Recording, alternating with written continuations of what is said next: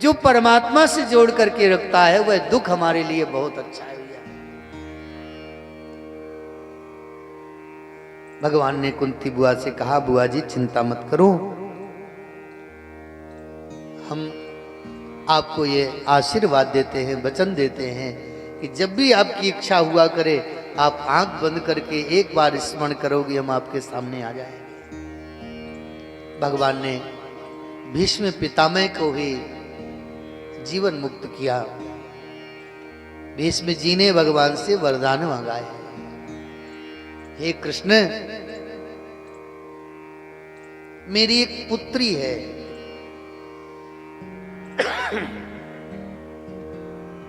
भगवान ने भीष्म जी ने स्तुति करी है भगवान की। क्या कहा है, इति मति रूप कल्पिता वितृष्णा भगवती सात्वत पुंगवे विभूमि स्वसुख मुपगते क्वचेत विहर्तुम प्रकृति मुपेयुषि यद्भव प्रवाह इति मति रूप कल्पिता वितृष्णा। कृष्ण मेरी एक पुत्री है, अभी तक कुंवारी है, उसके योग्य वर नहीं मिला इसलिए मैंने विवाह नहीं किया। अब मैं जा रहा हूं और मैं चाहता हूं कि मेरी पुत्री कुंवारी रहे और मैं शरीर पूरा कर जाऊं, ठीक नहीं। अब कृष्ण को सबको आश्चर्य हुआ कि भीष्म पितामह तो आजीवन ब्रह्मचारी, इनकी बेटी कहां से हो गई। पूछा कि हे पितामह आपकी पुत्री कहां है। तब भीष्म पितामह ने कहा, मेरी मति रूपी बिटिया, बुद्धि रूपी बिटिया अभी तक कुंवारी है, उसकी योग्य वर नहीं मिला और आप जैसा श्रेष्ठ वर है नहीं, इसलिए मैं चाहता हूं मेरी मति को आप अंगीकृत कर लीजिए। कृष्ण स्वीकार कर लीजिए कि ये मेरी मति निरंतर आपका चिंतन करे, आपकी उपासना में लगी रहे। कर्म बस जिस योनि में जाऊं उस योनि में बस आपकी ही स्मरण रहे, संसार में मेरी आसक्ति न रहे। भीष्म पितामह ने ये मांगा है और भीष्म पितामह अपने प्रभु का स्मरण करते हुए, चिंतन करते हुए शरीर का त्याग किया। भगवान कृष्ण ने स्वयं अपने कर कमलों के द्वारा भीष्म पितामह का अंतिम संस्कार किया।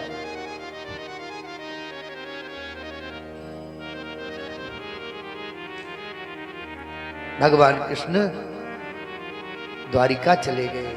कुछ काल के बाद यहाँ उत्तरा के गर्भ से सुंदर बालक का जन्म हुआ जिसका नाम रखा गया परीक्षित।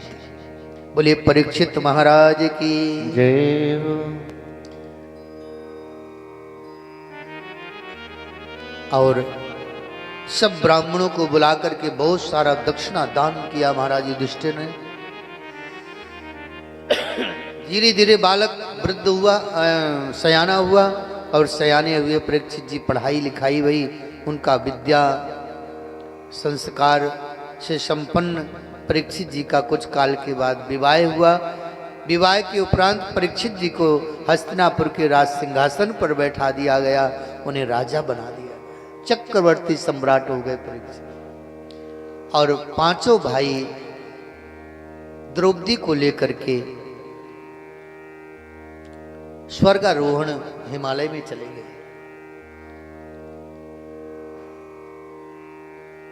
एक दिन परीक्षित जी महाराज जी अपने समस्त राज्य की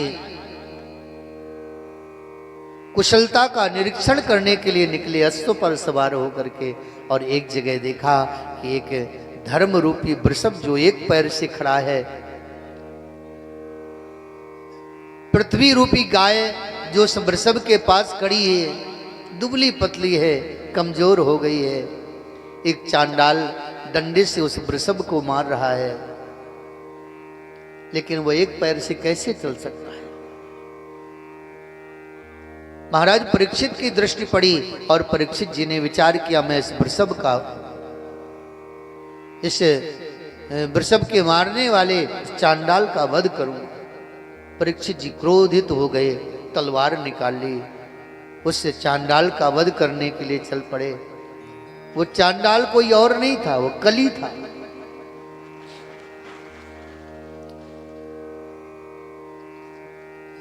परीक्षित जी महाराज जी से निवेदन किया उस कली ने, आप मुझे मेरा वध मत करिए, आप मुझे कोई स्थान दे दीजिए, उन्हीं स्थानों में मैं वास करूंगा।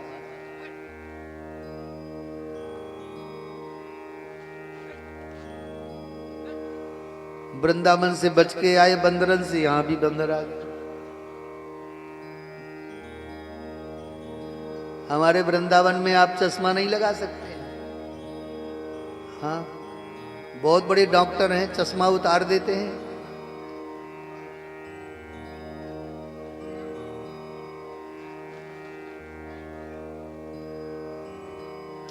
महाराज परीक्षित जी ने उसका वध करना चाहा, उसने हाथ जोड़ लिए। कली ने कहा, महाराज मुझे आप स्थान दे दीजिए, उन्हीं स्थानों में मैं निवास करूंगा। परीक्षित जी ने कहा ठीक है, और परीक्षित जी ने उस कली को 5 स्थान दिए। द्यूतम पानम स्त्रियः सोनः यत्रा धर्म चतुर्विधा। द्यूत जहां पर जुआ खेलते हैं, जुआ खेलने वाले के घर में कली का वास होगा। जो मदिरा पीता है उसके घर में कली का वास होगा। जो वैश्यावृत्ति यानी देह व्यापार जहां होता है वहां कली का वास होगा। और चौथा स्थान जहां पे भोले भाले पशुओं की हिंसा होती है, जीव हिंसा होती है, वहां पर कली का वास होगा। और 5वां स्थान दिया अधर्म प्रवृत्ति से कमाए हुए धन में भी कली का वास होगा। किसी का शोषण करके, किसी को धोखा दे करके, किसी को मार करके जो धन एकत्रित किया जाएगा उसमें कली का वास होगा, यानी सोना में भी कली का वास होगा। परीक्षित जी अपने महलों में गए और एक दिन देखा कि कोषागार में एक सुंदर चमकता हुआ मणि युक्त मुकुट रखा था। वो मुकुट कोई और नहीं था, किसी का जरासंध का मुकुट था, अधर्मी राजा जरासंध का मुकुट। परीक्षित जी ने उस मुकुट को जैसे माथे में रखा वैसे बुद्धि बिगड़ गई। अधर्म के कमाई हुए धन से आपको सुख नहीं मिलेगा, और दान करेंगे तो दान लेने वाले को भी सुख नहीं मिलेगा। बोलो जय श्री कृष्ण।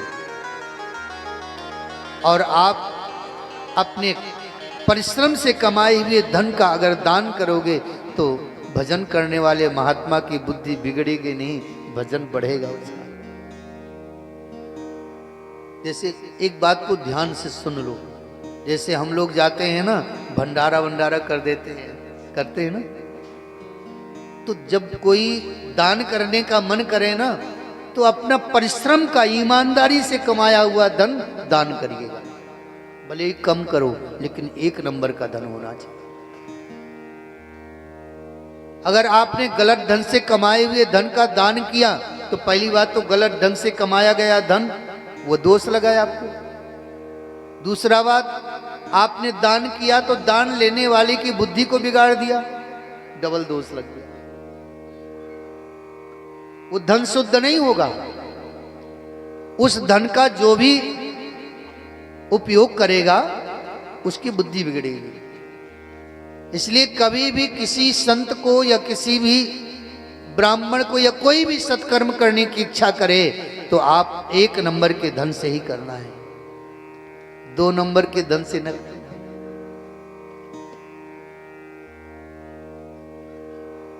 परीक्षित जी ने उस अधर्म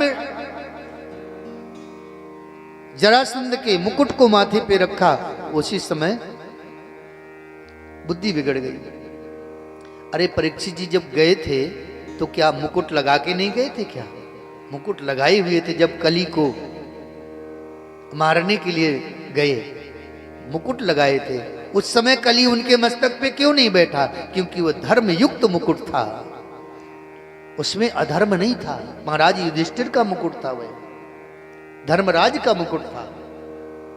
लेकिन जैसे ही जरासंध का मुकुट मस्तक पे रखा, अधर्म ने, कली ने बुद्धि बिगाड़ दी।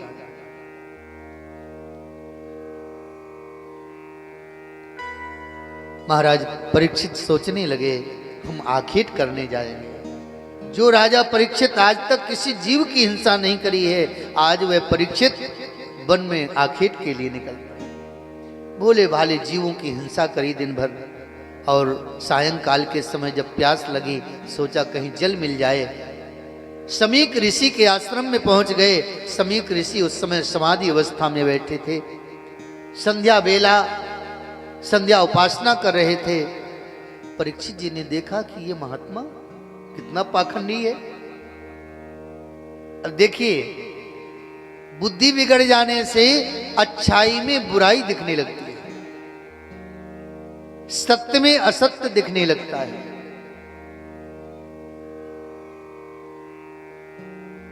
समीक ऋषि तो अपनी साधना में लगे हुए हैं, आंख बंद हैं, परमात्मा का ध्यान कर रहे हैं, भजन कर रहे हैं। परीक्षित जी ने सोचा, अच्छा पाखंड करते हो, हम चक्रवर्ती सम्राट राजा परीक्षित तुम्हारे आश्रम में आए हैं और आप उठ करके हमारा स्वागत नहीं कर रहे।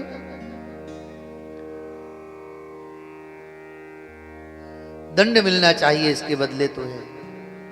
राजा परीक्षित ने सोचा, इनको मृत्यु दंड देना तो ठीक नहीं है, महात्मा है, लेकिन मृत्यु दंड जैसा ही दंड मिलना चाहिए। एक मरा हुआ सर्प उठाया और ऋषि के गले में डाल दिया। अपमान मृत्यु के समान होता है।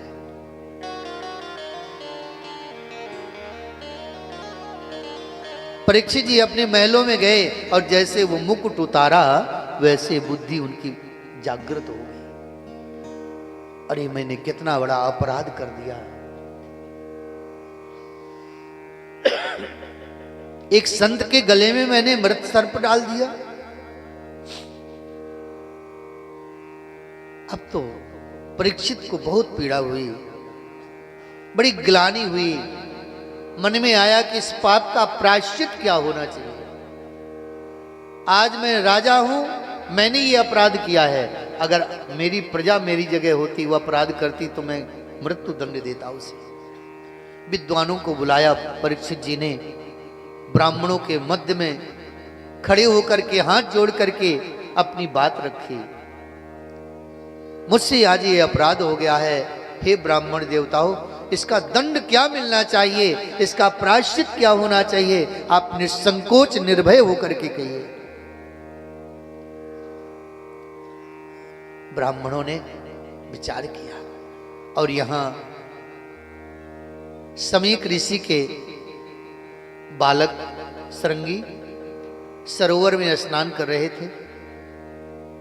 कुछ बालक दौड़े दौड़े गए, जाकर के कहा, हे कुमार, आपके पिता के गले में राजा परीक्षित ने मरा हुआ सर्प डाल दिया है। इतनी बात सुनते ही सरंगी बालक को क्रोध आ गया। हमारे पिता ने आज तक किसी जीव के प्रति बुरा नहीं सोचा है, राजा परीक्षित ने मेरे पिता के गले में मृत सर्प डाला। ऋषि कुमार को क्रोध आ गया और वही सरोवर का जल हाथ में लिया, हाथ में जल लेकर के श्रापित कर दिया परीक्षित। मैं श्राप देता हूं कि आज से 7वें दिन तुझे तक्षक सर्प डसेगा, अकाल मृत्यु को प्राप्त हो गए। दौड़े दौड़े आए, पिता के गले से मरा हुआ सर्प निकाल करके फेंका, पिता को समाधि से जगाया।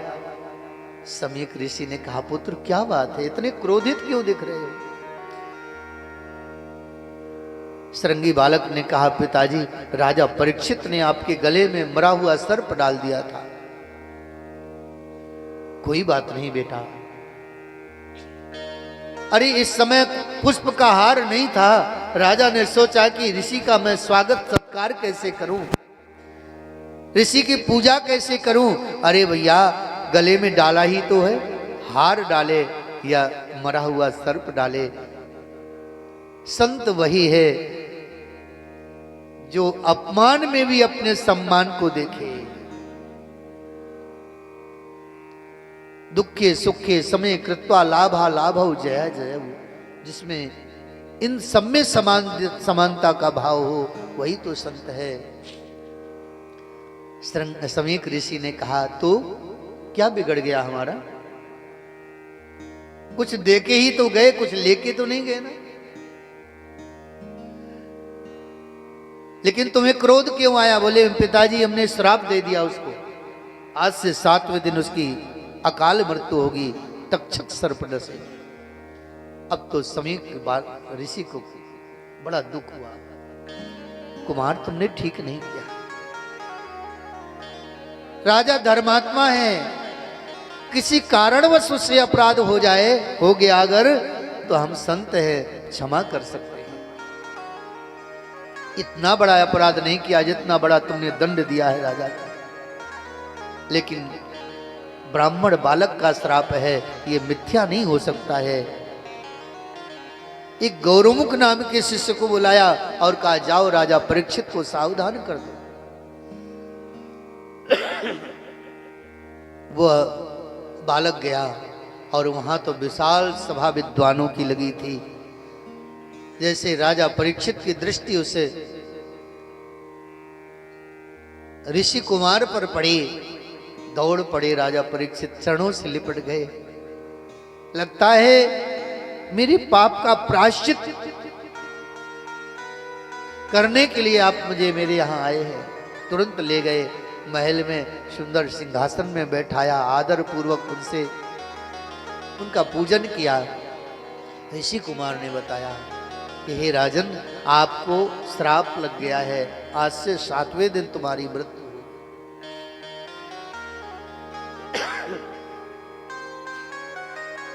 राजा परीक्षित को दुख नहीं हुआ।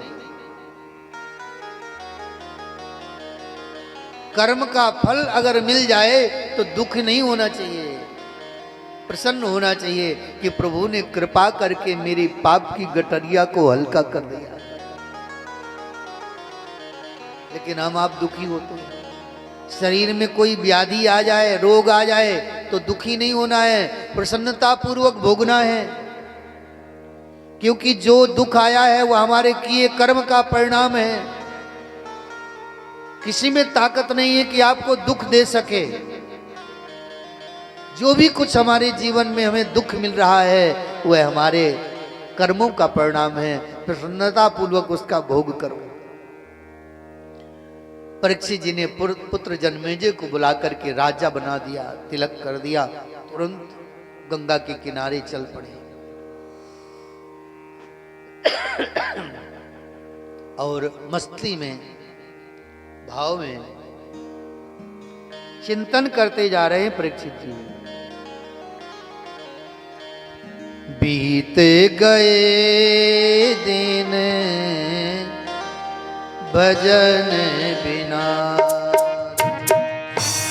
बीते गए दिन भजन बिना रे, बीते गए दिन भजन बिना रे, बीते गए दिन भजन बिना रे,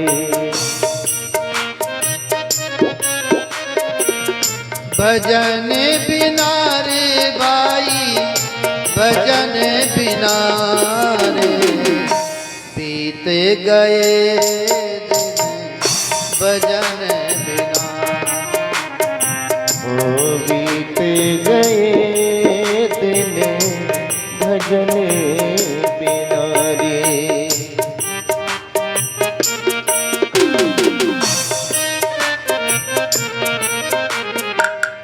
बाल अवस्था खेल गवाई, बाल अवस्था खेल गवाई, बाल अवस्था खेल गवाई, बाल अवस्था खेल जवानी तब जब जवानी तब जब जवानी तब मान गनारे बीत गए भजन बिना ओ बीते गए दिन भजन बिना रे बीते गए दिन भजन बिना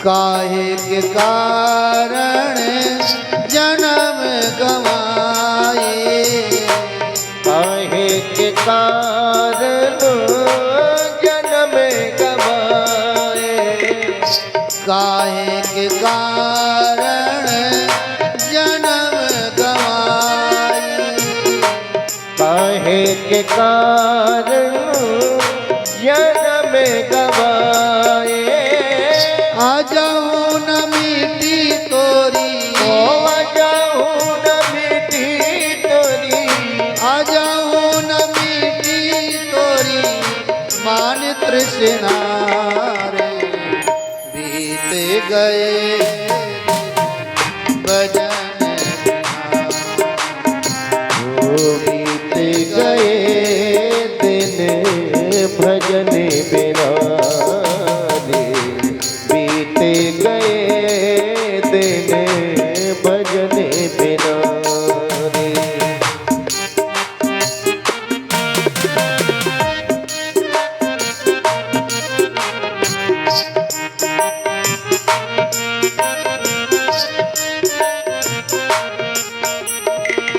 कहत कबीर सुनो भाई साधो कहते कबीर सुनो भाई साधो कहत कबीर सुनो भाई साधो कहते कबीर सुनो भाई साधो पार उतर गए ओ पार उतर गए संत जनारे बीत गए भजन बिना रे बीत गए दिन भजन बिना रे भजन बिना रे भाई भजन बिना रे भाई भजन बिना रे बीत गए भजन बिना बीत गए दिन भजन बिना रे बीत गए दिन भजन बिना रे बीत गए दिन बीत गए दिन बीत गए दिन भजन बिना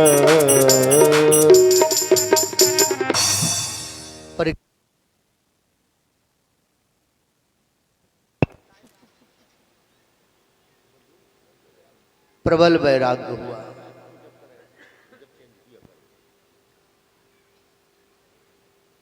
जब मृत्यु का ज्ञान हो जाए ना तो वैराग्य हो ही जाता है।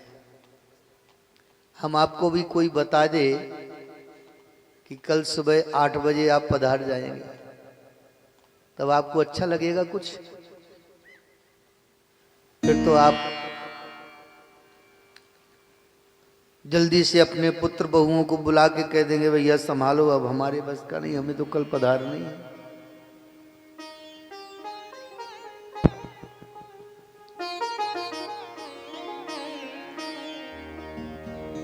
आप फिर घर अच्छा नहीं लगेगा, आपको भोजन भी अच्छा नहीं लगेगा, कोई परिवारी जन कोई अच्छे नहीं लगेंगे।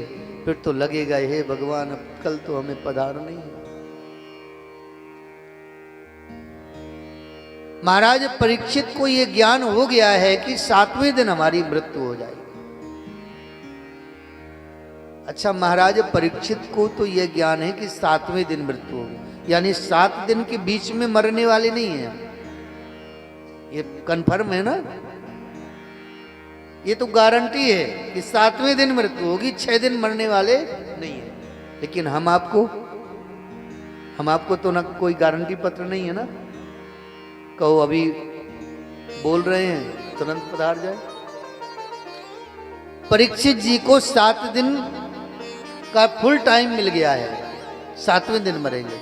और हम आपको तो पता ही नहीं, कहो रात में सोवे और पता चले राम नाम सत्य, कुछ पता नहीं। इसलिए परीक्षित जी से ज्यादा व्याकुलता हमारे हृदय में परमात्मा मिलन की होनी चाहिए। परीक्षित जी को वैराग्य हुआ, लेकिन हम आपको बुढ़ापे तक वैराग्य नहीं होता है। बोलो जय श्री कृष्ण। बूढ़े हो गए। हमारी भारत की सरकार भी 60 साल के बाद रिटायर कर देती है।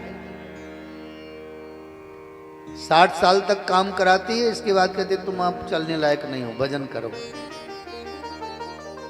60 साल के बाद चौथापन लग जाता है कि भजन ही करना चाहिए, लेकिन फिर भी जबरदस्ती घर में घुसे हैं।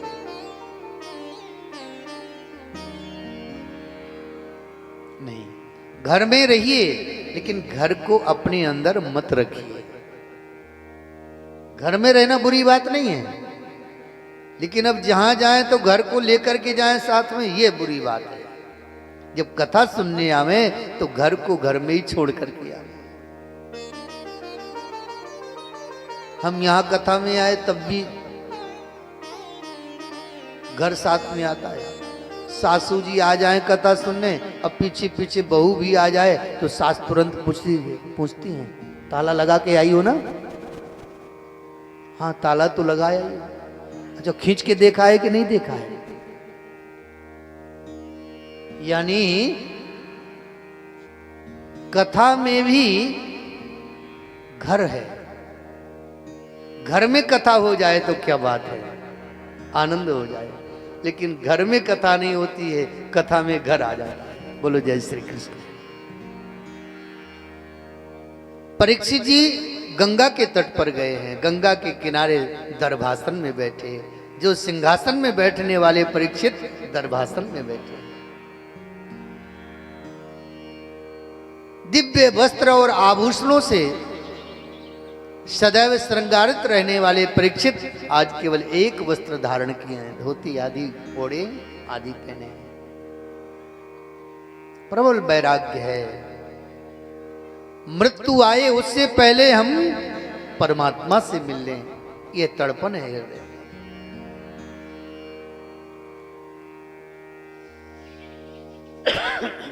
और हम आपको अंतिम समय तक नहीं वैराग्य होता है। बीमारी भी आ जाती है ना, तब भी नहीं छोड़ते हैं। घर नहीं छोड़ते हैं। अंतिम समय तक, जब तक वाणी चलती रहती है तब तक बोलते ही रहते हैं, बेटा देखो अच्छे से चलाना, लड़ना नहीं, फलाने के पास इतना पैसा पड़ा, ढिमाके के पास ले लेना, ब्याज कितना होगा, इतना बिल्कुल छोड़ना नहीं, एक पाई भी नहीं छोड़ना। यानी भजन नहीं करेंगे, मरने जा रहे हैं, लेकिन ऐसा नहीं है। 60 के पहली बात तो 60 साल तक हम पहुंचेंगे ही नहीं अपन लोग। अभी नई पीढ़ी तो मुश्किल ही है।